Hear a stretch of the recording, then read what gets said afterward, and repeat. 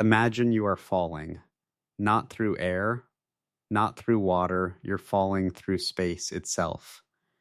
Ahead of you, a black hole stretches across the darkness like a wound in reality.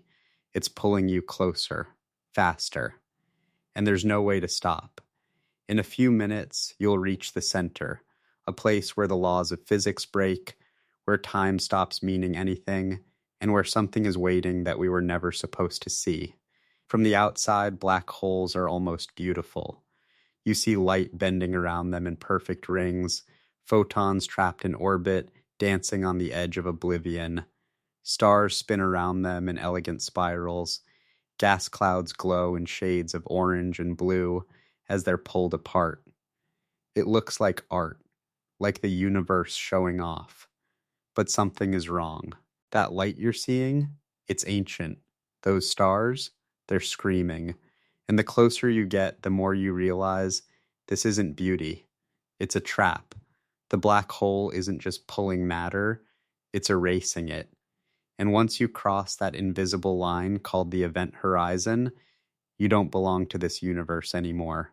You're still falling. And the first thing you notice isn't the darkness, it's the stretch. Your feet are closer to the center than your head, so gravity pulls them harder. It's called spaghettification, and the name sounds funny until you realize what it means.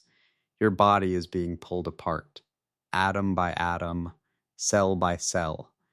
The difference in gravity between your head and feet is so extreme that you're not a person anymore. You're a thread of matter being wound onto a cosmic spool. But here's the problem. This doesn't happen quickly. Depending on the size of the black hole, you could be conscious for minutes, maybe longer. You'd feel every inch of your body stretching, your bones separating, your organs tearing.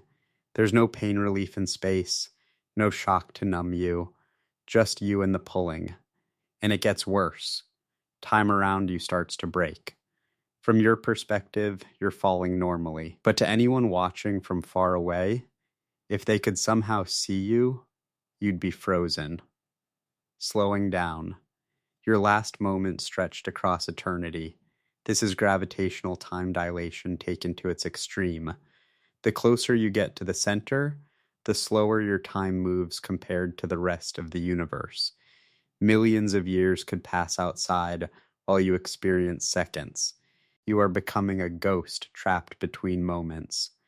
NASA's simulations show that if you could look up as you fell, you'd see the entire future of the universe playing out above you. Stars being born and dying, galaxies colliding, the cosmos aging in fast forward. But you'd never reach that future. You're falling into the past, into the beginning, into something that existed before time had a name. But that's not even the worst part. You've crossed the event horizon now. There's no space here, not the way you understand it. Every direction you look points toward the center. Up is the center, down is the center. Left, right, forward, back, all of it leads to the same point. You can't turn around, you can't slow down. The singularity isn't in front of you anymore, it's in your future. It's not a place you're moving toward, it's a moment you're moving when. Einstein's equations break here. They produce infinities, numbers that don't make sense. Physicists call this a singularity, a point where density becomes infinite, where space is crushed into zero volume, where the math simply gives up.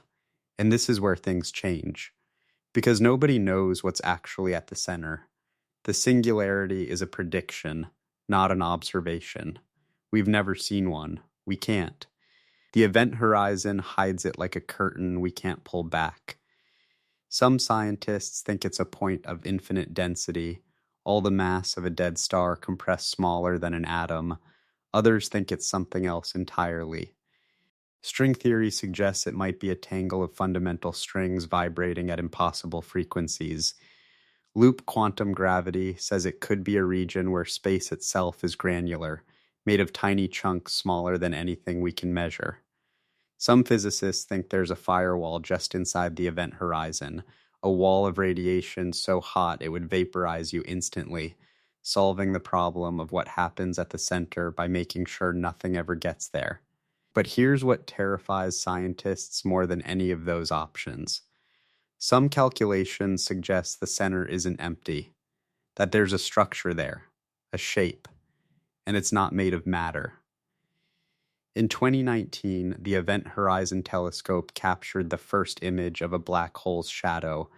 It showed the ring of light around the darkness, but in the data, there were irregularities, patterns, things that didn't match the predictions. The researchers dismissed them as noise, but others started asking, what if they weren't?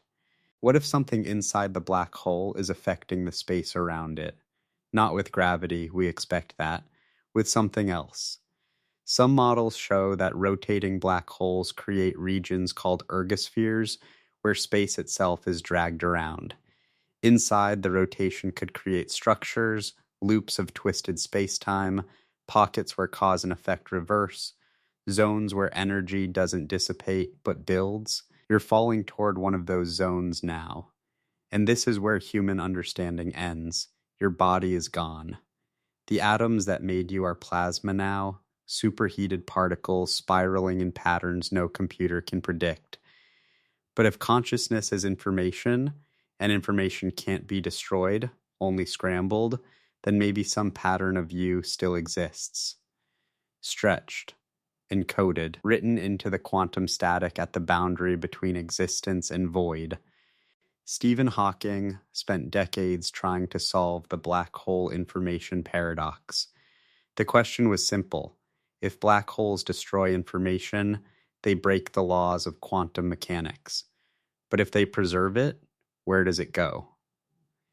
His final answer, published posthumously, suggested that information is stored on the event horizon like a hologram, that everything that falls in is recorded on the surface in 2 dimensions, which means you're not gone. You're printed, a shadow of every moment of your existence, flattened onto a sphere you can never escape, preserved forever in a form you wouldn't recognize as life. But the center, the real center, keeps its secrets. Some theories say it's a doorway, that the math allowing wormholes is the same math describing black hole interiors, that you could fall through and emerge somewhere, or somewhen else. But the tidal forces would destroy anything complex. No ship, no person, maybe just information, maybe just the idea of you. Others say it's an ending. The final period at the end of the universe's longest sentence. A place where everything that was becomes nothing that matters.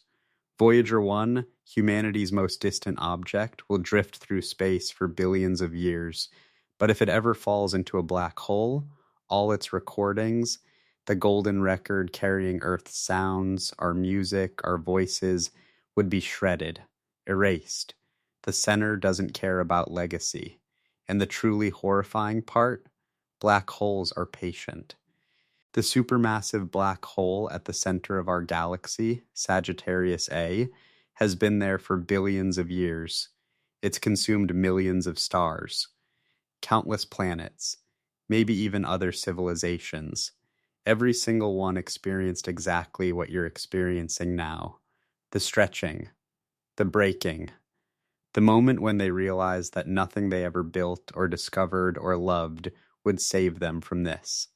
And the black hole will still be here long after our sun dies, after our galaxy goes dark, after the last star in the universe flickers out. In the final epoch of existence, when even atoms decay, black holes will be the last things remaining. Alone, cold, eternal. We like to think the universe was made for us, that Earth is a sanctuary, that the stars are destinations waiting to be reached. But places like this remind us of the truth. The universe wasn't made for us. We're borrowing a tiny sliver of space and time where the conditions happen to be survivable, where gravity is gentle, where radiation is filtered, where the fabric of reality is stable enough for matter to hold shape and life to ask questions. The center of a black hole is the universe's true face, and it's not looking back.